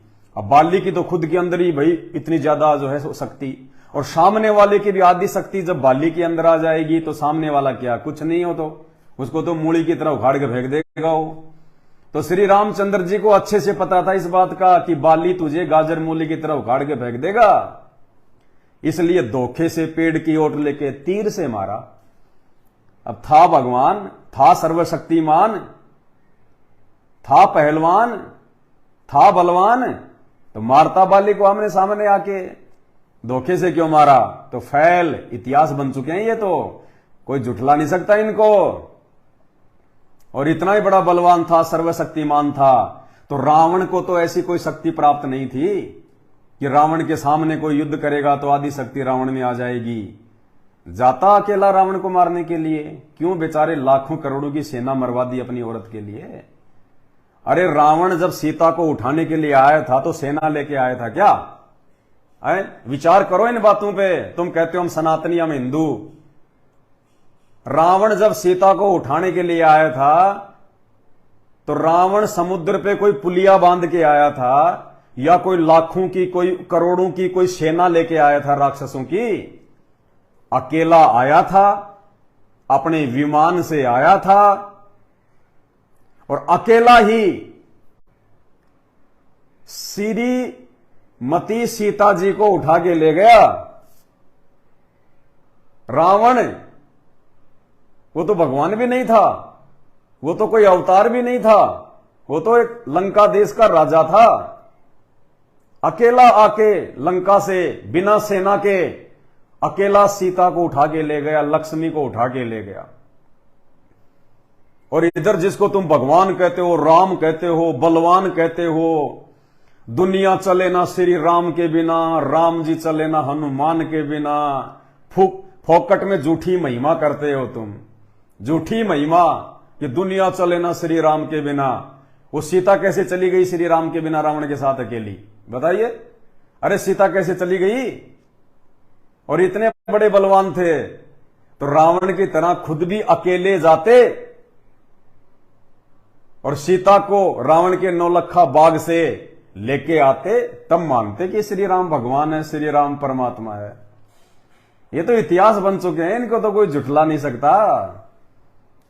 फिर तुम भक्ति करते हो, जिसको ये नहीं पता मेरी सीता को कौन ले गया, जो अकेला जाके अपनी औरत को ला नहीं सकता, अपनी इज्जत रक्षा के लिए अपनी औरत की अग्नि परीक्षा ले रहा है, और उसके बाद में अश्वमेघ उसने यज्ञ किया जब सीता को उसने जंगल में निकाल दिया, और उसके दोनों पुत्रों ने, लव और कुश ने, वो घोड़ा पकड़ लिया अश्वमेघ वाला। अब जो घोड़ा पकड़ेगा फिर लड़ाई तो करनी पड़ती है। तो श्री रामचंद्र जी अपने पुत्रों से युद्ध करने के लिए चल पड़ा। अरे अंतर्यामी को ये भी नहीं पता था क्या कि सामने कौन है, तेरे बेटे हैं या कौन है, तेरा घोड़ा किसने पकड़ा, इस बात का भी नहीं पता था। अपने ही पुत्रों के खिलाफ हथियार उठा के चल पड़ा लड़ाई करने के लिए। वो तो अंतर्यामी भी नहीं था मेरे भाई, उनको तो ये भी नहीं पता कि मेरा घोड़ा किसने पकड़ लिया। फिर तुम भगवान कहते हो, परमात्मा कहते हो। इसीलिए तो दुनिया दुखी है, इसीलिए तो भगत दुखी हैं। वरना हिंदुस्तान का ऐसा कौन सा घर है जो राम की ना भक्ति करता हो, हनुमान की भक्ति ना करता हो, श्री कृष्ण की भक्ति ना करता हो। हिंदुस्तान के 90% हिंदू, और 90% छोड़िए, हिंदुस्तान में जितने भी हिंदू हैं सबके सब, चाहे वो किसी की भी पूजा करो, चाहे सांप की करो, चाहे पीपल की करो, चाहे किसी मंदिर की करो, चाहे किसी ब्रह्मा विष्णु महेश की करो, देवी देवताओं की करो, चाहे कोई व्रत करो, कुछ भी करो, हिंदुस्तान का प्रत्येक हिंदू भक्ति करता है। और उसके बाद भी देखो हॉस्पिटल भरे पड़े हिंदुस्तान में हिंदुओं से, हॉस्पिटल भरे पड़े हैं। क्यों भाई, भक्ति कौन से दिन के लिए कर रहे हो? अरे इन भगवानों की भक्ति क्या खेत में मतलब हल जोतने के लिए करते हैं क्या हम, कि भाई बैल की जगह हम इन भगवानों को काम में लेंगे? भक्ति कौन से दिन की जाती है? भक्ति जो है वो क्यों की जाती है? भक्ति इसलिए की जाती है कि हमारे घर में सुख शांति रहे, हमारे परिवार में सुख शांति रहे, हमारे बाल बच्चे ठीक ठाक रहें, हमारा जो शरीर है ये निरोगी रहे, किसी प्रकार का रोग ना हो, परमात्मा कोई दुर्घटना ना घटित हो, हमारा कारोबार ठीक ठाक चले, इसलिए भक्ति की जाती है। और जिसकी तुम भक्ति कर रहे हो, भक्ति करते करते भी तुम्हारे ऊपर सारे दुख, परेशानी, संकट, आपत्ति, विपत्ति, हॉस्पिटल भरे पड़े हैं। हमारे हिंदू भाइयों से हॉस्पिटल जगह नहीं मिलती, कई कई दिन में नंबर आता है पर्ची कटवाने का। क्यों भाई, फिर भक्ति कौन से दिन के लिए कर रहे हो? इन भगवानों को खुश कौन से दिन के लिए कर रहे हो? इनके आगे अगरबत्ती कौन से दिन के लिए फूंक रहे हो? कौन से दिन के लिए तुम इनकी पद यात्रा कर रहे हो? इनके लिए तुम ये झंडे ले लेके जाते हो, तुम पैदल यात्रा करते हो, कावड़ लेके आते हो, लपड़ लपड़ इतने किलोमीटर जाके राके, जब वो मुसीबत में तुम्हारे काम नहीं आते, फिर काहे का भगवान? वो तो स्वार्थी है, वो तो खाए जा रहा है, खाए जा रहा है, रिटर्न में कुछ दे ही नहीं रहा जब भगत पे कोई आपत्ति आ रही है। तो भाई कुछ विचार तो करो इन बातों पे यारो। फिर कहते हो हम हिंदू, हम सनातनी, हम हिंदू, हम सनातनी। ना तुम्हें हिंदू का पता, ना सनातनी की परिभाषा का पता, ना तुम्हें शास्त्रों का पता, तुम्हें अपने घर का ही ज्ञान नहीं है। घर का मतलब ये शास्त्र, ये भगवान जिनकी हम पूजा पाठ कर रहे हैं। कमाल हो गया भाई। तो मेरा हाथ जोड़ के विनती है, मेरा लाइव आने का एक ही मकसद होता है, मेरी आप लोगों से कोई दुश्मनी नहीं है, ना आप लोगों ने मेरी जमीन दबा रखी, ना मैंने आपका कोई बिगाड़ रखा है कि नहीं। मेरा लाइव आने का मतलब के लिए एक ही होता है कि भाई और बहनों, ये मानव शरीर है ना, ये बड़ी मुश्किल से मिला है, और एक बार ये हाथ से छूट गए ना, सीधे गधे कुत्ते सुअर बनेंगे, गधे कुत्ते सुअर। कर्म तो कोई अच्छा किया ही नहीं। अच्छे कर्म भगते हैं तत्वदर्शी संत की शरण में आके भक्ति करने से। जब तक हम तत्वदर्शी संत की शरण में आके भक्ति शुरू नहीं करेंगे, तब तक तुम चाहे कितने लाखों करोड़ों के भंडारे कर दो, कितनी तुम कावड़ ले आओ, कितनी तुम पदयात्रा कर लो, कितना ही तुम चंदन का तिलक लगा लगा के अपने आप को तुम भगत समझ लो, भक्ति की शुरुआत भी नहीं होती। शुरुआत भी क्या होती है? तो भाई और बहनों, तत्वदर्शी संत वर्तमान में धरती पे संत रामपाल जी हैं। इनके अलावा इस धरती पे किसी के पास में कोई भक्ति नहीं है। संत रामपाल जी के अलावा पूरे ब्रह्मांड में कोई शक्ति नहीं है, और इनकी भक्ति से, इनकी शक्ति से हमारा ये मानव शरीर भी निरोगी रहेगा। संत रामपाल जी के मर्यादित भगत को हॉस्पिटल जाने की जरूरत नहीं पड़ती, क्योंकि संत रामपाल जी के लिए, संत रामपाल जी के भक्तों के लिए, संत रामपाल जी से बढ़ के कोई डॉक्टर नहीं है, कोई वैद्य नहीं है। परमात्मा कहते हैं, दास गरीब तबीब सतगुरु, बंदी छोड़ दयाल है। संत रामपाल जी ने क्या कह रखा अपने भक्तों को? जब इस मार्ग में आओगे ना,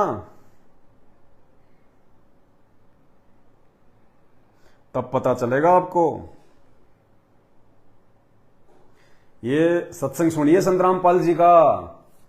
संत रामपाल जी अपने भक्तों को कह रहे हैं कि बच्चों, अगर उंगली के भी चोट लगे, उंगली के भी चोट लग जाए, भले निमित्त चाहे कोई डॉक्टर बने, चाहे कोई गोली दवाई बने, ये तो संत रामपाल जी ऑप्शनल रूप में कह रहे हैं।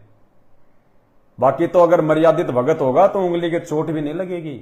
फिर भी संत रामपाल जी कह रहे हैं कि आपने अपने गुरु पे इतना विश्वास होना चाहिए, अगर उंगली के चोट लगे तो भी यही सोचो कि मेरा गुरु ठीक करेगा, मेरा भगवान ठीक करेगा। ये ना सोचना कि डॉक्टर ठीक कर देगा। गोली दवाई देते देते भी डॉक्टरों की रिएक्शन कर जाती है और रिएक्शन से मर जाते हैं। क्यों नहीं काम किया गोली दवाई ने? ये गोली दवाई कहां थी आज से पहले? ये भारत में अंग्रेजों के आने के बाद ही क्यों आई गोली दवाई? इससे पहले हमारे देश को गोली दवाइयों की जरूरत क्यों नहीं पड़ी? क्योंकि इससे पहले हमारे देशवासियों के पास में उनके पिछले जन्मों की भक्ति शेष थी।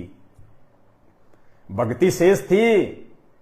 धरती पे अच्छे लोग थे, गालियां निकालने वाले नहीं थे, बात बात पे मारपीट की धमकियां देने वाले नहीं थे, शुभ कर्म करने वाले थे, पराई बहन बेटियों को अपनी बहन बेटियों की नजर से देखने वाले थे, एक दूसरे के दुख में दुखी होने वाले थे।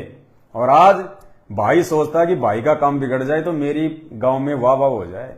तो यही होगा तुम्हारे साथ, और क्या होगा? तो सतगुरु के भगत को डॉक्टरों की आवश्यकता नहीं पड़ती, हॉस्पिटलों की आवश्यकता नहीं पड़ती। सुनिए संत रामपाल जी के वचन।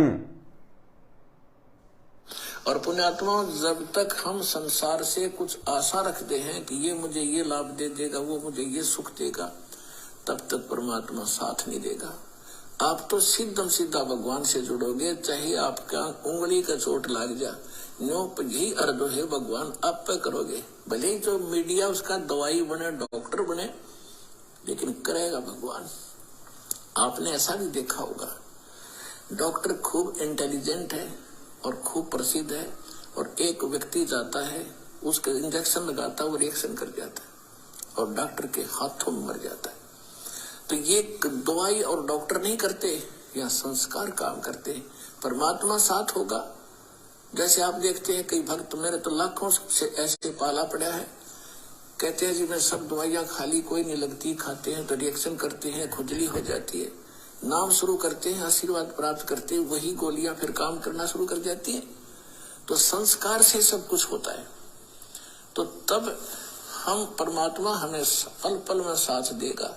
छोटे से छोटा भी दुख और सुख आपको अनुभव करा देगा कि मेरे कारण दुख टला तेरा। ये होते हैं परम संतों के काम, ये होते हैं सच्चे गुरु के काम। सच्चे गुरु की शरण में आने के बाद उसका भगत हॉस्पिटल का मुंह भी नहीं देखता। खांसी जुकाम तो नॉर्मल बात है, ये तो आड़मास का शरीर है, लेकिन वो असाध्य रोग नहीं हो सकता। जो रोग आपको नानी याद दिला दे, जो रोग आपकी आंखों में आंसू ला दे, जो रोग आपकी भक्ति में बाधा बन के बैठ जाए, वो रोग नहीं हो सकता सतगुरु के सच्चे भगत को। भगत तो बहुत होते हैं सतगुरु के, लेकिन वो नहीं जो उनकी मर्यादा तोड़ के सारे कुकर्म करे, उल्टे काम करे और नाम भी ले रखा है, वो नहीं। वो भगत जो सतगुरु से उपदेश लेके, उनके ज्ञान को आधार बना के, उनकी मर्यादाओं में रह के चले, देखा देखी में नहीं चले, किसी दूसरे के पीछे भेड़चाल में ना चले, उस भगत को जाने की आवश्यकता नहीं है फिर। तो अभी आप लोग भक्ति और अध्यात्म से बहुत दूर हैं, लाखों कोस दूर हैं। अभी कुछ नहीं पता आप लोगों को भक्ति और भगवान के बारे में। देखो, मैं नहीं कह रहा ये कौन सी देवी है, मुझे तो पता नहीं, ये चित्रलेखा है, कौन सी लेखा है ये चित्रलेखा जी क्या कह रही है, एक बार ध्यान से सुन लेना इसके प्रवचन। ये इसको तो आप हिंदू मानते हो, तो वही अपनी चित्रलेखा बहन के मुख से सुन लो आप क्या कह रही है ये। सुनने को मिल, ऐसा बहुत कम आपको सुनने को मिला होगा कि कोई भगवान का भक्त हो, संत हो, महात्मा हो और वो डिप्रेशन की गोलियां खा रहा हो। संसार में तो बहुत मिल जाएगा सुनने को, पर कोई साधु, कोई संत महापुरुष अगर कहीं ऐसा आपको देखने को मिल रहा है तो इसका मतलब कि वो संत नहीं, वो साधु नहीं। क्यों? क्योंकि जिसको एक बार भगवान के चरणों में प्रेम हो जाए, प्रणति हो जाए, उसका जीवन संपूर्ण आनंद से भर जाता है। कहीं चिंता का तो कोई स्थान शेष ही नहीं रहता। ये भगवान के भक्ति का सबसे बड़ा लक्षण है। भगवान अपने जनों को अपने जैसा यानी आनंद स्वरूप प्रदान कर देते हैं। सुन लिया आपने देवी चित्रलेखा के मुख कमल से कि आपको संसार में जो भक्तिहीन हैं वो तो बहुत मिल जाएंगे आपको, डिप्रेशन की गोलियां खाते हुए, हॉस्पिटलों में अपना इलाज करवाते हुए। लेकिन जो भगवान का सच्चा भगत होगा वो यदि डिप्रेशन की गोलियां खा रहा है, वो यदि हॉस्पिटल में जा जाके ऑपरेशन करवा रहा है, वो यदि हॉस्पिटल में जा जाके अपना इलाज करवा रहा है, तो कहता वो भगत नहीं हो सकता, वो साधु संत नहीं हो सकता, वो ढोंगी है, पाखंडी है। फिर उसके पास में भगवान की भक्ति का कोई जो है रिएक्शन नहीं है, वो अज्ञानी है। कौन कह रही है? चित्रलेखा। तो भाई देखो, ये चित्रलेखा जी कह रही हैं, और चित्रलेखा जी के अनुसार अब मैं आपको एक महात्मा जी दिखाता हूं। श्री प्रेमानंद जी कैसे बेचारे बेड पे पड़े हुए हैं, डायलिसिस करवाते हैं, और डायबिटीज है इनको, हाई ब्लड प्रेशर है इनको, एक बार जुकाम हो जाती है, 1 महीने ठीक नहीं होती, इनकी दोनों जो किडनियां वो फेल हैं, हॉस्पिटल में जा जाके इलाज करवा के थक गए, फिर भी कोई आराम नहीं है। और देखिए बेचारे कितने दुखी और कितने व्यथित हैं, देखिएगा।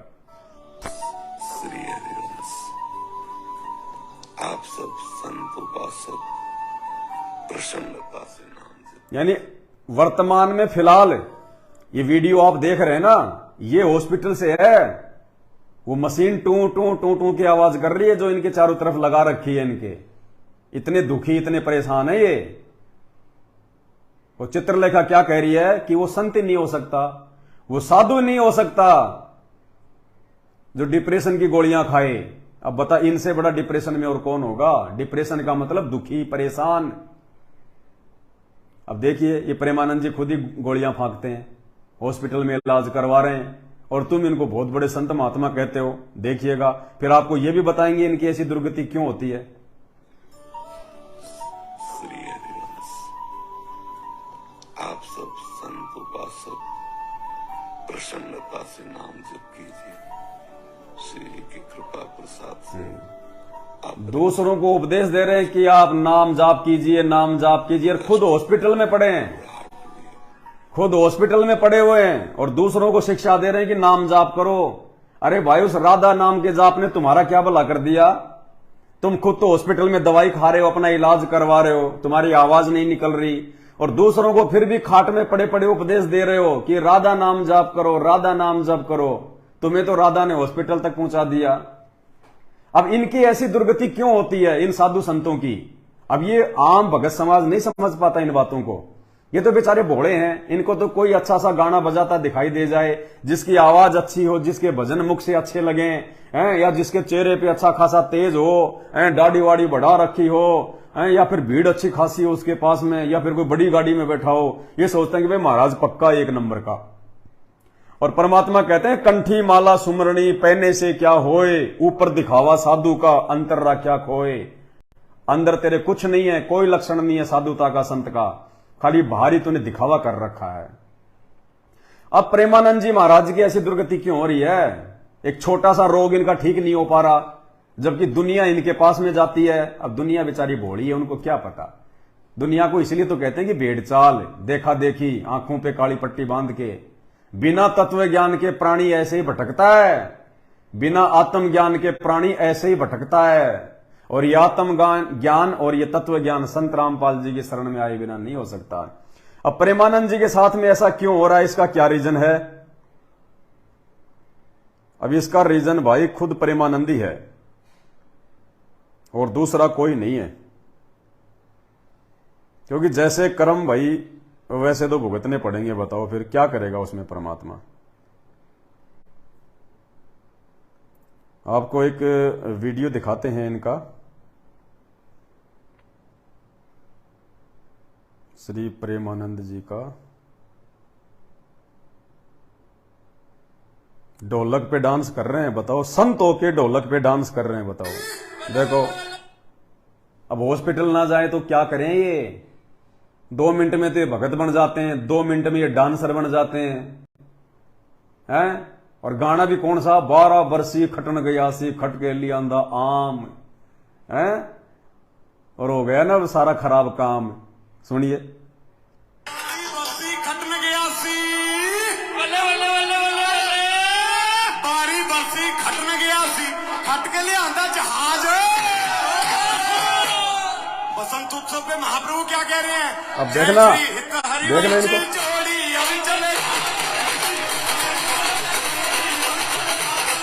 देखो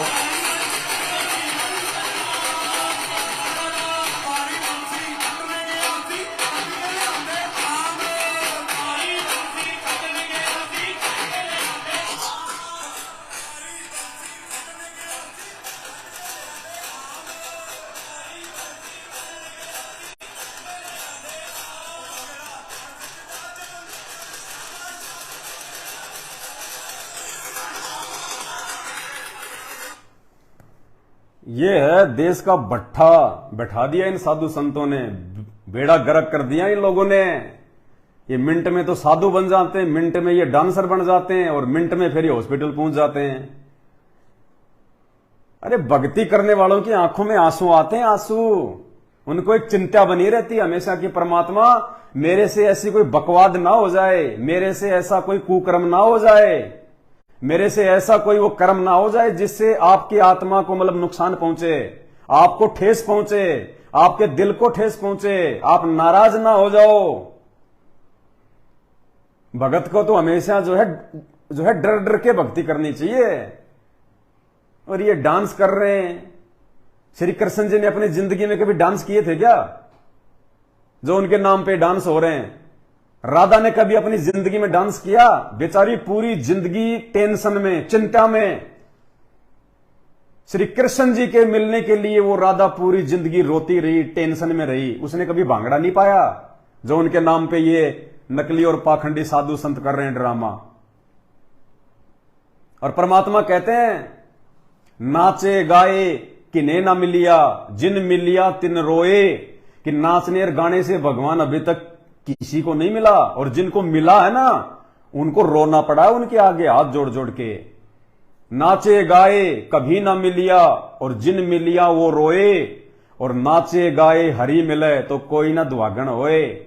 ये भांगड़ा पाने से अगर भगवान मिल जाए ना तो किसी को मंदिर में जाने की जरूरत नहीं है, किसी को भंडारे करने की जरूरत नहीं है, 2-2 घंटे किसी को माला लेके जाप करने की जरूरत नहीं है। अगर भांगड़ा करने से भगवान मिल जाए तो पूरी जिंदगी पार हो जाती है अब तक तो। और सबसे पहले तो ये ढोलक बजाने वाले पार होंगे, ये जो ब्याह शादी में बजाते हैं, क्योंकि इनके इतना ढोलक तो तुम्हारा प्रेमानंद भी नहीं बजा सकता, कोई नहीं बजा सकते। उनका तो काम ही बेचारों का ढोलक बजाने का है। तो विचार करो इन बातों पे। मूर्खों के पीछे लग के अपना मानव जन्म बर्बाद मत करो। ये साधु संत नहीं है, ये कसाई हैं। ये कसाई जितने भी, एक संत रामपाल जी को छोड़ के, तुम्हें पता नहीं है तुम्हारा जीवन बर्बाद कर रहे हैं ये। इनके पास में साधना नहीं है। कहते हैं करनी तज कथनी कथे अज्ञानी दिन रात, और कुकर ज्यों भोकत फिरे सुनी सुनाई बात। पंडित और मसालची दोनों सूझे नाही, दुनिया को करे चांदना रहे आप अंधेरे माई। तो ये साधु संत ये खुद तो अंधेरे में बैठे हैं, इनको ना भक्ति का ज्ञान ना भगवान का ज्ञान इनको है। अब ये भांगड़ा पाने से भगवान मिलेगा, गीता जी में लिखा हुआ क्या? श्री कृष्ण जी ने कभी भांगड़ा पाया था क्या? है जी? है राधा राधा राधा राधा राधा राधा राधा राधा, पता नहीं उसको कितनी बार गाएंगे। राधे राधे राधे राधे राधे राधे राधे राधे राधे। अरे जाओ रे यार। अरे गीता जी अध्याय 8 श्लोक नंबर 13 केवल एक ओम मंत्र है, और भक्ति का कोई मंत्र नहीं है 3 लोक की भक्ति में। केवल एक ओम नाम का मंत्र है, और वो उस ब्रह्म का है, वो उस काल का है जो ब्रह्मा विष्णु महेश का बाप है, जो दुर्गा का पति है। उसके अलावा चारों वेदों में और गीता जी में ओम मंत्र के अलावा दूसरा कोई मंत्र नहीं है। अब ये ले आए राधा राधा राधा राधा।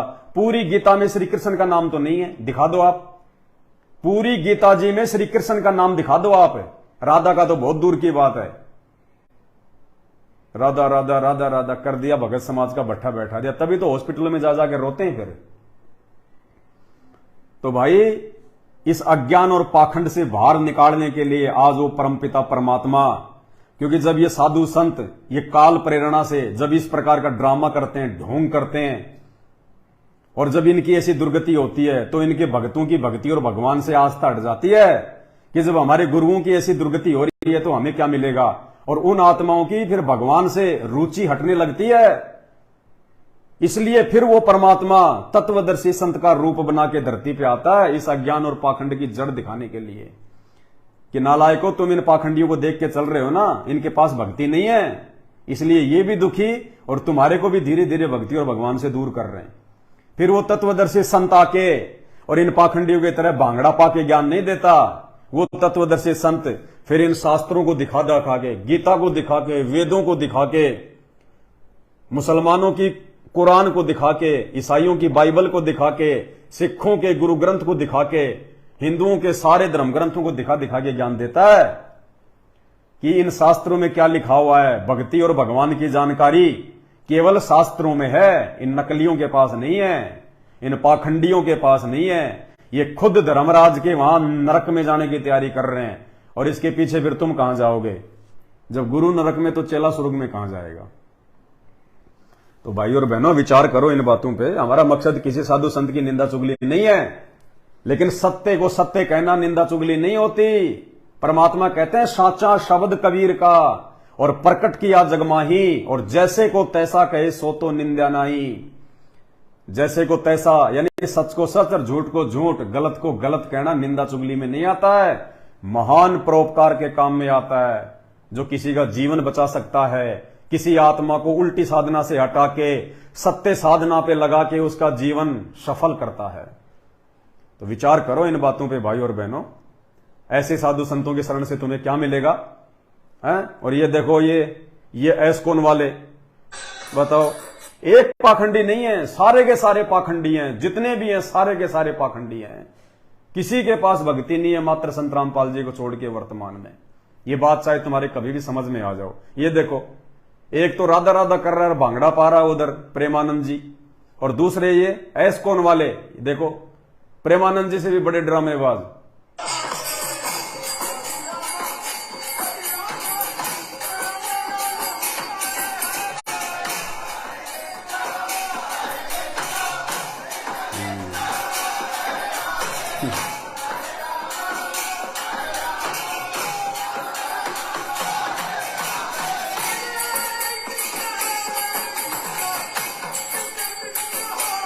बताइए, ये कानबेलिया डांस करने से भगवान मिलता है क्या?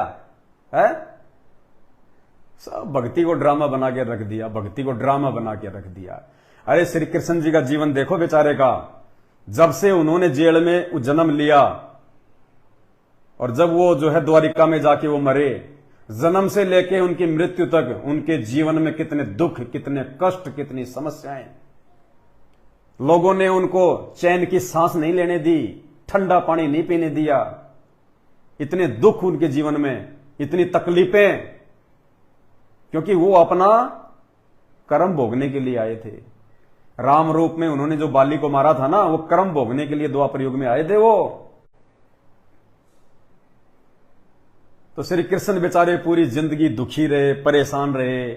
उनकी आंखों के सामने उनके सारे के सारे रिश्तेदार मर गए, 56 करोड़ यादव। पूरा का पूरा श्री कृष्ण जी का खानदान गांधारी के शराब के कारण बर्बाद हो गया, मर गया। उनके सारे बेटे आपस में लड़ झगड़ के मर गए शराब के कारण। अंत में श्री कृष्ण जी बेहाल होके मरे, दुर्गति से मरे। पैर में जहरीला तीर मारा उसी बाली की आत्मा ने, जिस बाली को इन्होंने त्रेता युग में राम रूप में धोखे से मारा था ना, तीर से। द्वापर में वो बाली बालिया नाम का शिकारी बना, और श्री कृष्ण जी जंगल में बैठे हुए थे पैर पे पैर रख के, और उसने हिरण की आंख समझ के धोखे से तीर चलाया। वो जहरीला तीर था, श्री कृष्ण जी के पैर में लगा और श्री कृष्ण जी हाय हाय करते हुए मरे। तो ये खाली जीव हैं, ये अपना कर्म भोगने के लिए आए थे। अगर ये भगवान होते तो भगवान पे कोई कर्म लागू नहीं होता। भगवान तो अपनी भक्ति से दुनिया के जो है वो कर्म काटता है। ये पहचान है भगवान की। भगवान पे इस काललोक का कोई कर्म लागू नहीं होता। भगवान तो अपने बच्चों को, अपनी आत्माओं को सत भक्ति देके, सही रास्ता बता के भक्ति का काल के जाल से बाहर निकालने के लिए आते हैं। और भगवान ही आके यदि अपनी कर्म भोगने लग जाएगा तो भक्तों का क्या खाक पार करेगा। तो मेरे भाई और बहनों, कम से कम इन भगवानों को देख के ही अपनी बुद्धि खोल लो। और उसके बाद ये नकली साधु संत महात्मा ये 2 मिनट में तो भंगड़ा पाने लग जाते हैं, और 2 मिनट में जब इनके फिर वो दर्द होता है उसके बाद फिर ये क्या बोलते हैं। देखो, कोई प्रश्न नहीं किया, आवाज नहीं निकल रही।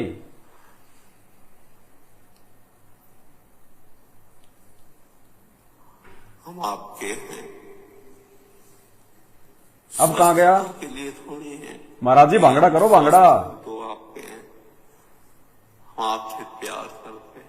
ये नतीजा है भांगड़ा करने का। हम न भजनानंदी है, न त्यागी है, न तपस्वी, न तपस्वी है, न भजनानंदी है, न त्यागी है। भांगड़ा नंदी है, भांगड़ा नंदी। न तपस्वी नंदी है, न प्रेमानंदी है, न भजनानंदी है, लेकिन भांगड़ा फिर भी करेंगे। भांगड़ा नंदी है और इसी के कारण हॉस्पिटल में जाके अपना इलाज करवाते हैं। ये प्रत्यक्ष प्रमाण दिखाई जा रहे हैं आपको। हाथ कंगन को आरसी क्या, पढ़े लिखे को फारसी क्या। ये पाखंड नहीं है, आपको दिखाया जा रहा है। अगर साधु संतों की ऐसी हालत होगी भक्ति करते करते भी, तो या तो भाई साहब तुम लोगों को भक्ति का फिर ये पता ही नहीं कि भक्ति जो है वो क्यों की जाती है। तुम्हें पता ही नहीं फिर भक्ति क्यों करनी चाहिए। तुम तो देखा देखी में लग रहे हो, सूखे ढोल पीट रहे हो। तुम्हें ना भक्ति का पता, ना भगवान का पता। अरे जब भक्ति करते करते ऐसे साधु संतों की जिनके पीछे लाखों लोग चल रहे हैं अंधे होके, और जब उन साधु संतों की ऐसी दुर्गति हो रही है, तो उनके पीछे लगे हुए आम भगत की क्या होगी। जब उन भक्तों की बैटरी डिस्चार्ज हो जाएगी, उनके पिछले पुण्य जब डाउन हो जाएंगे, क्योंकि वर्तमान में तो भक्ति है नहीं जिससे उनके नए कोई पुण्य बन सके, उनकी पिछली बैटरी धीरे धीरे डाउन होती जा रही है। और वो सोच रहे हम तो महाराज जी की शरण में है, हमारी तो भक्ति बन रही है, भक्ति बहुत तेजी से नष्ट हो रही है। और इस महाराज से भी बुरी हालत उन भक्तों की होगी, फिर महाराज से भी बुरी हालत। तो भाई और बहनों, इन बातों पे विचार करो। अरे देखो भाई, तुम्हारी गालियों से मुझे कोई फर्क नहीं पड़ता है। जब से तुम लोग मेरे वीडियो देखने लगे हो, तुम गालियां ही तो दे रहे हो। गालियों के अलावा तुमने दिया क्या, बता दो। कुछ भी नहीं दिया तुमने, तो तुम्हारी गालियों से फर्क नहीं पड़ता भाई। हम इन गालियों से बहुत ऊपर उठ चुके हैं। तुम्हारी सोच, तुम्हारा दिमाग अभी खाली घुटनों में है। हमारा संत रामपाल जी की भक्ति से ऊपर जा चुका है बहुत। हमें संत रामपाल जी ने यही शिक्षा दी है, आवत गाली एक है और उल्टा होए अनेक। कि यदि बच्चों तुम्हें कोई गाली दे तो तुम्हें उसका प्रतिफल नहीं देना, कुछ नहीं बोलना उस गाली के ऊपर तुम्हें प्रत्युत्तर में। आवत गाली एक है, उल्टा होए अनेक। अगर तुम वापस गाली दोगे तो एक से बहुत ज्यादा गालियां हो जाएंगी, फिर वो देगा उधर से 2 गालियां। तो कहते हैं आवत गाली एक है, उल्टा होए अनेक। कहे कबीर मत उलटियो, वो गाली रहे एक की एक। कि बच्चों तुम सामने से उसको गाली मत देना, फिर उसकी अकेले की एक ही गाली रह जाएगी, वो गाली उसी को लगेगी। अगर वो मां की गाली दे रहा है तो उसी की मां पे जाएगी, अगर वो बहन की गाली दे रहा है तो वो गाली उसी की बहन पे जाएगी। अरे चिट्ठी होती है, चिट्ठी। हम किसी को लेटर जो है पोस्ट करते हैं, और किसी कारण से यदि वो एड्रेस सही नहीं है, या सामने वाले ने लेने से मना कर दिया कि नहीं चिट्ठी मेरी नहीं है, नहीं, तो वो डाकिया क्या करेगा, वापस चिट्ठी उसी भेजने वाले के पास भेज देगा। तो जिस प्रकार आप हमारे को गाली निकाल रहे हो ना, यदि ये गाली हम नहीं ले रहे अपने ऊपर, या इसका जवाब नहीं दे रहे, तो ये गाली लौट के वापस देने वाले की मां बहन पे चली जाती है। ये आध्यात्मिक रूल है।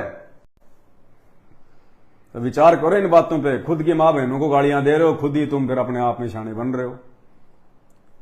तो मेरे भाई और बहनों, विचार करो इन बातों पे। मेरा कुछ नहीं बिगाड़ पाओगे, कुछ भी।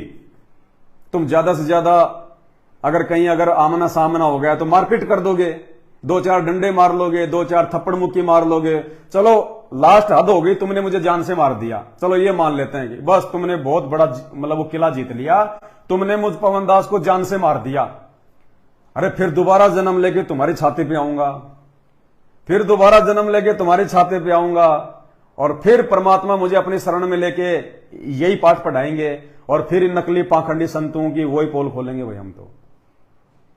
कितनी बार मारोगे, कितनी बार क्या करोगे? तो भाई और बहनों, कुछ नहीं रखा इन बातों में। ये तुम्हारे जैसे ना बहुत जालिए डेढ़ शाणे अपने आप को पहलवान समझ समझ के उनकी दुर्गति हुई है। दारा सिंह को देखा, दारा सिंह को अंतिम समय में वो दुर्गति हुई, नहाने के लिए पानी की बाल्टी भी नहीं उठा पाता था। जो 250-250 किलो के पहलवान को उठा उठा के पटका करता था, बिना भक्ति के, बिना सच्चे गुरु के, अंत में उस दारा सिंह की यह हालत हुई, नहाने के लिए पानी की बाल्टी भी नहीं उठाई जाती थी। तो कुछ नहीं है, तुम्हारे जैसे ना जाने कितने जालिए। परमात्मा कहते मर्द गर्द में मिल गए, मर्द जिनको कह सकते हैं। ये नहीं ये जिम में जा जाके ये थोड़े बहुत डोले सोले बना के अपने आप को कहते हैं हम पहलवान है। कुछ नहीं है। मर्द किसको कहते हैं? मर्द था रावण, मर्द था कंस, मर्द था हिरण्यकश्यप, मर्द था दुर्योधन। तो परमात्मा कहते हैं वो मर्द भी गर्द में मिल गए, मर्द गर्द में मिल गए। रावण से रणधीर, कंस केस चानोर से और हिरणाकुश बलबीर, उनके जैसे ही जो है मिट्टी में मिल गए। ये तुम्हारे 300 रुपए महीना देके जिम में जाके 5 दिन डंबल उठा के पाउडर ले लेके बॉडी शोडी बना बना के अपने आप को मर्द कहने वाले औकात ही क्या मेरे भाई? कुछ नहीं है। ओ तुम्हारी टांगे तो शुतुरमुर्ग की तरह होती है और हाथों के डोले तुम्हारे हाथी जैसे होते हैं। बस खाली एक ही एक चीज को बनाने में लगे रहते हो तुम। अरे यार, ये बॉडी सोडी बनाने वाले, और जब ये भक्ति नहीं करते ना मरने के बाद, फिर परमात्मा इनको बैल बनाता, बैल, और फिर ये गाड़ी में जोड़े जाते हैं। फिर देखना उस बैल की वो मसल्स, जब वो चलता है, जब उसकी मसल्स दिखाई देती है वो पैरों की, फिर बैल बनते हैं। फिर वो लोग कि बेटा तूने बॉडी सोडी बनाई थी ना, ले अब ये गन्ने की रेडियां खींचने के काम ले तू, अब तेरी बॉडी सोडी तेरा वो दमखम दिखा तू। तो भाई ऐसी बात है, भक्ति करो, भक्ति से भला होगा। ये जन्म भक्ति के लिए मिला है, ये मानव शरीर भक्ति के लिए मिला है। भक्ति करवाने वाला सच्चा संत धरती पे संत रामपाल जी के रूप में आ चुका है। इतिहास उठा के देख लो, बिना भक्ति के कोई भी सुखी नहीं रहा दुनिया में। कोई भी, कोई तन से दुखी, कोई मन से दुखी, कोई धन बिन रहत उदास। अरे थोड़े थोड़े सब दुखी, एक सुखी संत रामपाल जी का दास। संत रामपाल जी का मर्यादित भगत सुखी हो सकता है, दूसरा धरती पे कोई सुख प्राप्त नहीं कर सकता। और संत रामपाल जी के मर्यादित भगत केवल साध संगति में जुड़े हुए हैं। संत रामपाल जी की संगत में 2 पार्ट हैं। आधी से ज्यादा संख्या तो उनके परिवार के पीछे आंख बंद करके अंधी होके चल रही है। और थोड़े बहुत जो परमात्मा की हीरे मोती लाल हैं, जिनके लिए भगवान धरती पे आता है। गोता मारूं सुर्ग में जाल, गरीबदास ढूंढता फिरूं अपने हीरे मोती लाल। संत रामपाल जी के सच्चे भगत साध संगति से जुड़े हुए हैं, जिनको सत्सेवक कहते हैं। तो भाई और बहनों, हम आपके भले के लिए लाइव आते हैं। हमें आपका भविष्य दिखाई दे रहा है कि भक्ति नहीं करी तो 84 लाख योनियों में जाके क्या क्या कैर टूटेंगे। बिना भक्ति के ये काल कुम्हार के नीचे गधा बना के छोड़ देगा।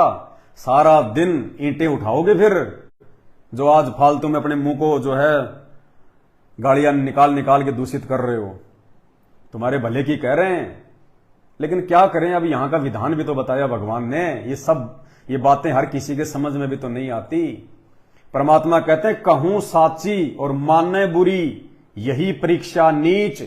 यानी जो नीच व्यक्ति होता है ना, उसकी ये आदत होती है, उसको आप कोई सही बात बताओगे ना, वो आपकी बात को जो है मतलब उल्टी मानेगा।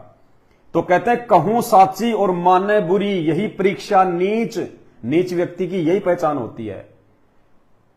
कहूं साची माने बुरी, यही परीक्षा नीच। और जितनी धोवे कच्ची दीवार, उतनी माचे कीच। यानी मिट्टी की दीवार को, कच्ची दीवार को जितना आप जी पानी से साफ करने का प्रयास करोगे, उतना ही वो कीचड़ होगा। तो प्रार्थना है, हाथ जोड़ के विनती है, मेरी कोशिश है, और जब तक इस शरीर में श्वास है, सतगुरु का आशीर्वाद है, तब तक मेरी कोशिश लगातार सतत जारी रहेगी। आप सभी मेरे लोग के प्राणियों को समझाने की, और मेरी विनती हाथ जोड़ के यही है, आप चाहे हिंदू हो, चाहे मुसलमान हो, चाहे सिख हो, चाहे ईसाई हो, सब के सब जीव हो, 2 कोटि के प्राणी हो, कोई औकात नहीं है। और यदि आप लोगों ने, चाहे किसी भी जाति और धर्म में क्यों ना हो आप, यदि आप लोगों ने वर्तमान में धरती पे उतरे हुए तत्वदर्शी संत सतगुरु रामपाल जी भगवान के सत्संग सुन के, उनका ज्ञान समझ के अगर उनकी शरण समय रहते प्राप्त नहीं करी, तो 2028 से पहले जो महाविनाशकारी समय, जो प्रकृति का रौद्र रूप पूरी दुनिया देखने वाली है, उस समय भाई ऊपर हाथ कर करके रोगे, हाथ कर करके। ना तुम्हारा पैसा काम आएगा, ना तुम्हारा बल काम आएगा, ना तुम्हारे रिश्तेदार काम आएंगे, ना तुम्हारी पावर काम आएगी, ना तुम्हारी सरकार काम आएगी, ना तुम्हारे भगवान काम आएंगे। उस समय तुम्हें तुम्हारी भक्ति बचाएगी। और दूसरा, यदि कोई बचा सकता है तो धरती पे प्रकट वर्तमान में पूर्ण परमात्मा, सब संतों का सिरमौर, जगत गुरु संत शिरोमणि सतगुरु रामपाल जी भगवान बचा सकते हैं। दूसरा, धरती पे कोई ऑप्शन नहीं है, चिल्ला चिल्ला के मर जाओगे। इसलिए समय रहते, समय से पहले उस परमेश्वर की आज्ञा से, उस परमेश्वर की प्रेरणा से आप लोगों को जागरूक किया जा रहा है, सचेत किया जा रहा है। और ये सचेत करने का काम लगातार जारी रहेगा जब तक शरीर में प्राण है। बाकी हम अपने मुख से उल्टी सीधी कोई बात नहीं बोलते, ना मेरे वीडियो में आप किसी के प्रति कोई गाली सुनोगे, ना कोई कुवचन सुनोगे। और जो भी बातें बोली जाती हैं, चाहे वो भगवान हो, चाहे साधु संत हो, चाहे राम हो, चाहे कृष्ण हो, चाहे मोहम्मद हो, चाहे मसीह हो, किसी के बारे में जो भी बात बोली जाती है वो शास्त्र सम्मत बोली जाती है। शास्त्रों में उनके प्रमाण हैं, हमारे धर्म ग्रंथों में, हमारे इन पुराणों में उन देवी देवताओं का, उन भगवानों का, उन ऋषियों का, साधु संतों का काला चिट्ठा, उनका पाखंड, उनका ज्ञान, उनके कर्म, उनके कुकर्म सब लिखित है। और भाई धर्म ग्रंथों में लिखी गई चीजें यदि तुम्हें कोई एज इट इज बता दी जाए तो वो धार्मिक भावनाओं को ठेस नहीं पहुंचाती, क्योंकि वो तो ऑलरेडी तुम्हारे धर्म ग्रंथों में लिखी हुई है, उनका चरित्र लिखा हुआ है। राम ने आके क्या किया, श्री कृष्ण ने क्या किया, देवी देवताओं ने क्या किया, इंद्र ने अपने गुरु की जो है वो पत्नी के साथ में क्या किया, श्री विष्णु जी ने शंखचूड़ की पत्नी तुलसी के साथ में क्या किया, श्री कृष्ण जी ने कुब्जा के साथ में क्या किया, श्री शंकर जी ने मोहिनी के साथ में क्या किया, विष्णु जी ने अपनी बेटी के साथ में क्या किया। ये इतिहास गवाह है, ये इन्हीं ग्रंथों में लिखी हुई है। और ग्रंथों में लिखी हुई चीजें बताना धार्मिक भावनाओं को ठेस नहीं पहुंचा सकती। सुप्रीम कोर्ट भी इस बात को मानता है। तो भाई और बहनों, आंखें खोल लो, धर्म ग्रंथों को पढ़ लो। अगर हिंदू हो तो इन शास्त्रों को पढ़ो, ऐसे समझ में नहीं आएंगे ये भांगड़ा करने वालों की शरण में जाके। ये आपको संत रामपाल जी के सत्संग सुनो, उन्होंने खोल खोल के शास्त्र ही समझा रखे हैं। जिस भी शास्त्र का नाम लिखोगे, गीता का या वेद का, उस शास्त्र का नाम लिखो और आगे संत रामपाल जी का नाम लिखो, तुम्हारे को सारी चीजें एज इट इज सुनने को मिलेंगी बिना मेहनत किए। और पहचान कर लो अपने असली बाप की, अपने असली भगवान की, संत रामपाल जी जो है करतार की। बाद में सर पे हाथ रख के रहोगे, कुछ लेना देना नहीं है। ये कोरोना आया, तुम सबने देख लिया, तुम्हारा कोई भी देवता धरती पे आया हो तुम्हें बचाने के लिए, कोई भी आया हो तो। और इस पवन दास ने सरेआम वीडियो बनाया था, 20 मिलियन लोगों ने देखा था। इस दास ने कहा था अपने गुरुदेव भगवान के आशीर्वाद से कि मैं पवन दास, यदि मुझे भारत देश के प्रधानमंत्री से आधे घंटे के लिए मिलवा दिया जाए और मैं लिखित में अपना एग्रीमेंट देता हूं, 16 दिन के अंदर अंदर यदि ये कोरोना भारत की सीमाओं से गायब नहीं हो जाए, मात्र 16 दिन के अंदर अंदर, अगर 17वें दिन हिंदुस्तान की सीमा में एक भी कोरोना का पेशेंट हो तो मुझ पवन दास को एफिडेविट लिख के दूंगा, सह परिवार किसी चौराहे पे नंगा करके फांसी तोड़ देना, जिंदा मुझे चौराहे में गाड़ देना। इस दास ने दावा किया था उस वीडियो में अपने गुरुदेव भगवान के आशीर्वाद से। किसी भी संत महात्मा ने नहीं किया, किसी भी साधु संत के जो है वो चेलों ने नहीं किया। सब अपने अपने घरों में रजाई ओढ़ के डर के मारे दुबके हुए थे, कहीं कोरोना ना आ जाए, कहीं कोरोना ना आ जाए। लोगों से हाथ मिलाने से भी डर रहे थे। पूरे विश्व में संत रामपाल जी के इस छोटे से अदने से 2 कोटि के भगत पवन दास ने वीडियो बना के अपने गुरुदेव का नाम पूरी दुनिया में रोशन किया था कि हां, धरती पे परमात्मा है, भगवान है और उसकी मैं शरण में हूं। और परमात्मा वाले काम करता है, वो भांगड़ा करके लोगों का डांस नहीं करता। देते मुझे मौका उस समय भारत सरकार, सबको पता चलता धरती पे परमात्मा कौन है। और तुम्हारे ये भगवान जिनको तुमने मंदिरों में बैठा रखा है, उन बेजान मूर्तियों को तुम्हारे पुजारियों ने खुद ने उनके नाक के ऊपर मास्क चढ़ा दिए, जो आए दिन टीवी में दिखाते थे कि फलाने मंदिर के पट बंद हो गए, फलाने मंदिर में भगवानों को मास्क चढ़ा दिया। अरे पत्थरों को भी मास्क चढ़ा दिया। वो तुम्हारे भगवान भी डर के हमारे मंदिरों में कैद होके बैठ गए कि भाई जाओ जाओ निकलो यहां से, हमें और लगाओगे कोरोना। फिर कौन से दिन के लिए भक्ति करते थे? मुसीबत में तो भगवान काम आता है, और मुसीबत से पहले भगवान ने अपने दरवाजे बंद करवा लिए और नाक पे मास्क चढ़ा लिया। पुजारियों को इतनी भी सोधी नहीं है, इतनी भी अकल नहीं है, पत्थर को कोरोना नहीं होता। कोरोना इंसान को होता है, जो जीवित होता है, जो देख सकता है, बोल सकता है, उसको होता है। अरे पत्थरों को कोरोना नहीं हो सकता। लेकिन उन्होंने तो अपनी मतलब अज्ञान का इतना परिचय दे दिया, पत्थरों को भी नाक के ऊपर मास्क लगा दिए। बताओ। और फिर भी तुम ढोलक पीट रहे हो, तालियां पीट रहे हो, उनकी आरतियां कर रहे हो, जय जयकार कर रहे हो, लेना एक देना दो। अरे वाह भाई वाह। इसको कहते हैं अज्ञान, पाखंड। धर्म नहीं है, धंधा है, यहां पढ़ा लिखा भी अंधा है। ठीक है भाई और बहनों, फिर परमात्मा दया करेंगे तो आपके लिए शास्त्र सम्मत सत्य जानकारी लेके आएंगे। और मेरी वीडियो देख के मेरी कोशिश है, अगर एक व्यक्ति भी संत रामपाल जी के सत्संग सुनना शुरू कर देगा, और करना कुछ नहीं है, सबके पास मोबाइल है, उसी संत रामपाल जी के द्वारा दी हुई सद्बुद्धि से वैज्ञानिकों ने ये मोबाइल बनाए हैं। और ये मोबाइल भगवान ने इसीलिए बनवाए ताकि अब हम भगवान को पहचानेंगे।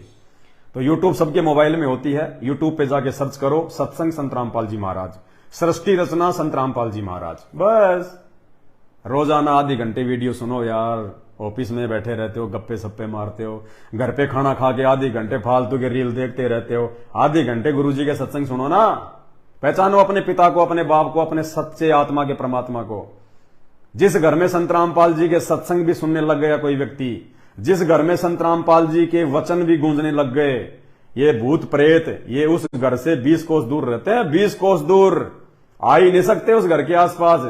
जिन भूत प्रेतों को निकालने में साधु संतों के जो है मतलब के पसीने छूट जाते हैं।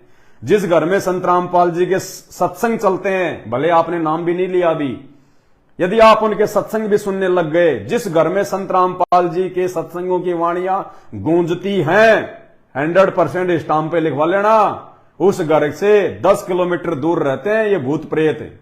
10 किलोमीटर दूर। ये परमात्मा है, इसके वचन में शक्ति है, इसके शब्द में शक्ति है। आने वाले समय में पता चलेगा जब तांडव मचेगा इस धरती पे, और ये सारे संत महात्मा भांगड़ा करने वाले, ये देवी देवता सब भाग जाएंगे छोड़ छाड़ के तुम्हारे को। अरे उत्तराखंड को और हिमाचल को तो देवभूमि कहा जाता है, सबसे ज्यादा देव पूजा वहां होती है। सारे देवता उत्तराखंड हिमाचल में आए हैं। सबसे ज्यादा दुर्गति उत्तराखंड की हिमाचल की हो रही है वर्तमान में। बरसात क्या वहां पे जो है मतलब की वो कहर बरसा रही है। कहां गए वो देवी देवता? सो रहे हैं क्या? कहीं शादी में चले गए क्या? जिनको अपने भक्तों की इतनी भी सुध नहीं है कि हिमाचल में क्या हो रहा है। सबसे ज्यादा हमारी पूजा, हमारी भाग मतलब हिमाचल में निकाला जाता है, और हिमाचल की सबसे ज्यादा जो है दुर्गति हो रही है। क्यों हो रही है? क्योंकि आन उपासना सबसे बड़ा अपराध होता है। आन उपासना सबसे बड़ा अपराध है। तो भाई अब परमात्मा सबका बाप धरती पे संत रामपाल जी के रूप में उतर के आ चुका है। अब इन देवी देवताओं की बस की बात नहीं है, ये चाहकर भी कुछ नहीं कर पाएंगे अब, क्योंकि तारे और चांद ये रात को टिमटिमाते हैं, अपने आप में पता नहीं क्या समझते हैं, और जब सूरज सुबह उदय हो जाता है ना तो उनकी रोशनी फीकी पड़ जाती है, और जब सूरज दिन के 12 बजे उस समय तो वो चांद भी दिखाई नहीं देता। तारों की तो बात छोड़ दो। तो जब तक संत रामपाल जी नहीं थे इस धरती पे संत रूप में, तब तक ये नकली संत महात्मा देवी देवता अपने आप में पता नहीं क्या समझ रहे थे। और अब सबका बाप वो सूरज रूपी संत रामपाल जी भगवान कबीर परमात्मा धरती पे आ चुका है, प्रकट हो चुका है। अब ये चांद और ये तारे रूपी देवी देवता ब्रह्मा विष्णु महेश अब ये फीके पड़ जाएंगे। अब संत रामपाल जी ने वो ज्ञान दे दिया शास्त्रों का, इस ज्ञान के आगे सब फीके पड़ जाएंगे, सबकी औकात नजर आ जाएगी। कौन कितना सामर्थ्यशाली है, कौन कितना मतलब बलशाली है। वो खुद अपना भला नहीं कर पाए जब यहां आए हैं, हमारा क्या भला कर देंगे। वो 33 करोड़ देवी देवता और रावण की जेल में पड़े हुए थे, वो खुद नहीं निकल पाए वहां से, हैं, हमारा क्या भला कर देंगे। शनि महाराज को नाम सुनते लोगों के पसीने आ जाते हैं। अरे वो शनि महाराज, रावण जब अपने आसन पे बैठता था ना, शनि महाराज को नीचे अपने पैरों पे आसन बनाता था। शनि महाराज तो औंधे मुंह पड़ा रहता था रावण के पैर के नीचे, रावण के पैर के नीचे, और संत रामपाल जी ने वो भक्ति दे दी। रावण भी उनके भक्तों के पैर के नीचे है, रावण भी संत रामपाल जी के भक्तों के पैर के नीचे है। तो भाई और बहनों, देवी देवताओं से डर डर के, इनसे भूत प्रेतों से डर डर के क्या भक्ति करोगे तुम? भगवान आ गया धरती पे, परमात्मा संत रामपाल जी परमेश्वर, साक्षात पूर्ण ब्रह्म परमात्मा। और जाते जाते वंदना कर लो परमात्मा की। ये वंदना भी अगर सुन लोगे, इसका भी बहुत ज्यादा पुण्य है। एक ने कही दूजे ने मानी, कहे कबीर वो दोनों ज्ञानी।